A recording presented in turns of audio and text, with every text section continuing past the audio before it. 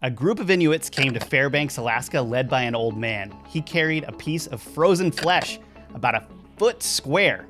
Since his group had skins to trade, one of the white men who came to barter with them asked what they planned to do with the piece of flesh. But the old man stepped back in alarm. He said the flesh was a luck giver and that they wouldn't sell it.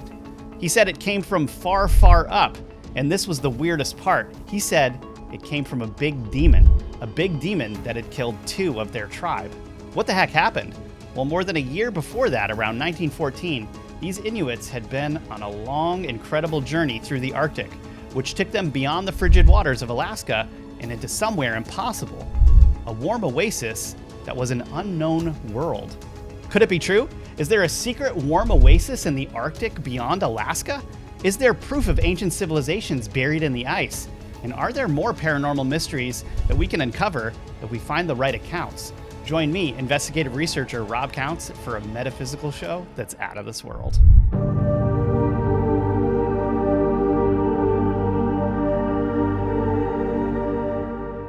In 1916, the Ogden Standard Examiner published an article called "Deadly Dinosaur Dining Near the North Pole."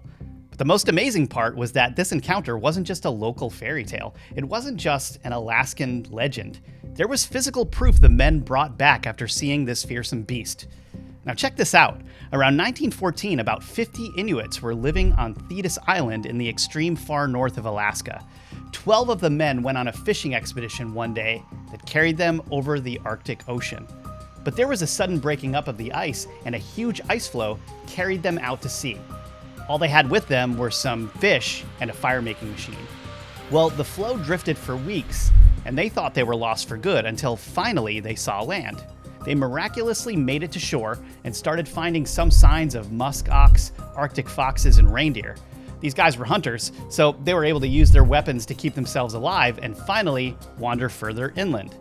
As they hiked around, they realized the snow was becoming softer and finally disappearing entirely on a plateau of high flat land. And to get there, they had to go through a narrow pass that had a stream of warm water. Pretty strange for the north. Now hang on, how was there warm water in the Arctic? Clouds of steam were coming from a lake in the middle of some marshy land, and there were tons of animals there to hunt. They finally thought they were safe, so everyone was finally able to get some sleep. But not for long. Just then, the group's leader woke up hearing a whining noise, so he peered over the rocks where they'd camped. He saw a monster, 50 feet long with a huge head, a long neck, and a long tail. Its hind legs were large and powerful, and its front ones were short. What does that sound like? The group had already thought the warm water was suspicious, and now they were sure the gods had blessed them with comfort and then cursed them with the false vision. 2 of the group went up to the monster, thinking that it was just a vision that would vanish, but it eyed them immediately and charged. A tremendous alligator-like tail knocked them down, then it hopped up to the pair of Inuits and devoured them. The group thought all of this could still be a false vision, because who'd believe a friggin' dinosaur was running around on these lands? They thought that if they left where they didn't belong, their men would somehow return to them. But back out in that snowy tundra they came from, there just wasn't much food. So they had to go back to the beast's lair, and indeed, their 2 men were frickin' dead. The creature wasn't in sight anymore, but there were many more 3-toed tracks in every direction, plus an entire animal graveyard, so they knew there were more of these demons roaming around. During a hunt, they came across the dead body of one of them and cut a huge section of skin and flesh to take as proof of their experience.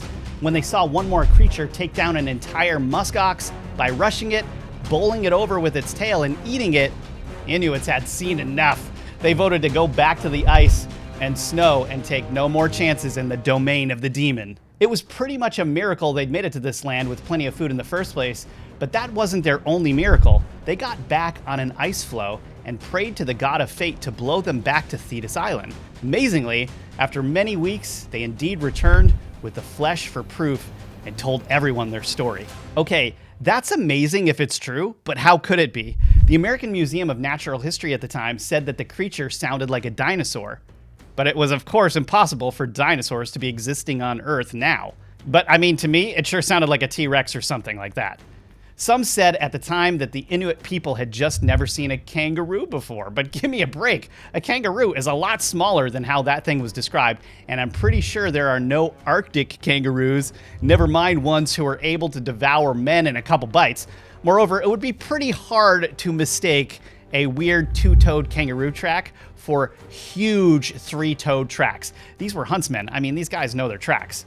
So what's the most plausible explanation? That they were too stupid to describe what they saw accurately, or that they stumbled upon something amazing? Considering the clouds of steam that the men saw, it seems like there were hot springs or thermal vents that heated the area somehow. But what if the real explanation were even more metaphysical than that?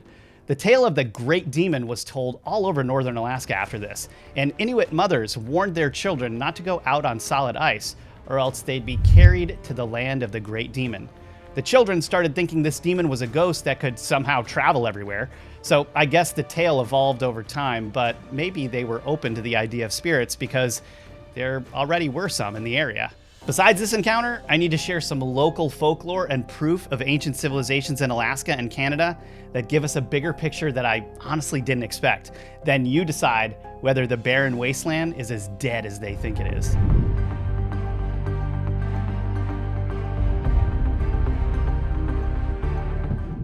Okay, let's see what authority figures and explorers were saying about the cold regions of the North, because I wanted to know. In the 1890s and early 1900s, Lieutenant Robert Peary made expeditions to Greenland and was one of the first Arctic explorers to study Inuit survival techniques. He even made it to the North Pole. Well, Peary gave a talk that was recorded in a newspaper in 1893. He said, quote, "Nature is full of freaks, and she seems particularly lavish of their display in these far northern regions. On one of our numerous coast expeditions, we visited Statue Cliff, a massive cliffs that have been so curiously carved with figures, such exact images of men and animals, that even the unimaginative natives have called them the Statue Cliffs." Now, yeah, people weren't always nice writing about other cultures in the 1800s, but he continued. "Near them is the Evil Mountain. I was unable to learn why it was so called, as no native ever ventures nearer than a mile of it. Another curious freak is the Stone Face. This is a cliff so formed as to be an exact image of a human face with a long beard reaching down to the sea. The face is looking northward over a vast expanse of Arctic seas of eternal ice and may well be termed the Greenland Sphinx." Okay, so this is nuts, so let's recap. Exact and realistic carvings of men and animals were made in the far north when local native artwork was not made in a realistic style at all. So how did it all get there? Was it buried in the ice for a long time and made by earlier humans and another civilization? If these statue cliffs weren't weird enough, right near them was a place the natives called Evil Mountain. Why did no native ever go within a mile of it? And how about the Greenland Sphinx, which looks just like a human face? I mean, I really wish that there were photos of that. Why didn't this dude take any photos? NPR reported in 2014 that an ancient landscape was found under 2 miles of ice in Greenland with organic soil frozen to the bottom of the ice sheet. When scientists studied samples, they found millions of traces of a certain isotope that proved the land had once been exposed to the atmosphere. They thought they'd be looking for a needle in the haystack, but the millions of traces proved that Greenland was once green. In fact, it probably looked like the green Alaskan tundra before it was covered by the second largest body of ice on Earth. Okay, so what does this tell us? In the past, Greenland was inhabited by large groups of people who would have lived and built things there. Today, there are under 57,000 people living there, and 3/4 of Greenland is covered by the only permanent ice sheet outside of Antarctica. But at different points in time, continents have shifted and land masses have sunk to the ocean floor, risen up, been buried by sand and snow and ice, and gone through all kinds of things. So underneath snow-covered mountains and ice shelves, it's pretty likely we'd find evidence of the cultures that once lived there. Maybe the Statue Cliffs are one example. Maybe the Evil Mountain is as well. But that makes me wonder, what other data about these ancient civilizations would be learned if we studied samples, or even DNA, more thoroughly, or from deeper down? Now check this out. Earth.com reported that during the height of the ancient Greek and Roman empires thousands of years ago, lead emissions drifted from Europe and settled into Greenland's ice almost 3,000 miles away. How do we know? The lead is present in ice samples from the time of the Iron Age through the Middle Ages and beyond. But what's even more amazing is that dips in the presence of lead appeared during the times of plagues and wars. There's no production of lead, so no lead emissions drifting into the ice. So this is where it gets interesting. Can this method of sample studies be used to find evidence of ancient civilizations all over the world as well? What if we found really old ice and were able to drill into that and look at what was there? Higher levels of certain materials and lower levels of others would give us clues about what the Earth was like during those times. Never mind the DNA that's there and what people were potentially doing, of course. I mean, we all know they're digging down in Antarctica as well. And that idea really isn't hypothetical. Today, the ice cube neutrino detector at the South Pole Station extends to a depth of about 2,500 meters in the Antarctic ice and looks for these very tiny particles called neutrinos. But what other information is it gathering that most of us wouldn't even know to look for? Would the data tell us anything else if we were able to just ask the right questions and look for it? I bet we'd find something pretty amazing. Some of you may be asking, well, Rob, what do you think? Well, the Arctic region was supposed to be a desolate tundra, super difficult to inhabit, but I found evidence of a warm oasis, ancient civilizations, and bizarre creatures. I mean, come on, a freaking dinosaur in the Arctic? Clearly there's more to our human history and even to the Earth than we think. You know, guys, at this point, I believe there really was an oasis up there heated by thermal vents, honestly. Or maybe it was a heck of a lot weirder, and the Inuits went through a portal to the ancient past, or they were supernaturally guided there, or all three. Because how did they even get there alive and then make it all the way home safely on an ice floe? I mean, think of the chances of that. Did anyone else ever find those strange beasts before them, or find the land and even settle there? If you're a film buff like I am, you may have seen the 1974 movie called The Island at the Top of the World that had a lot of parallels with history.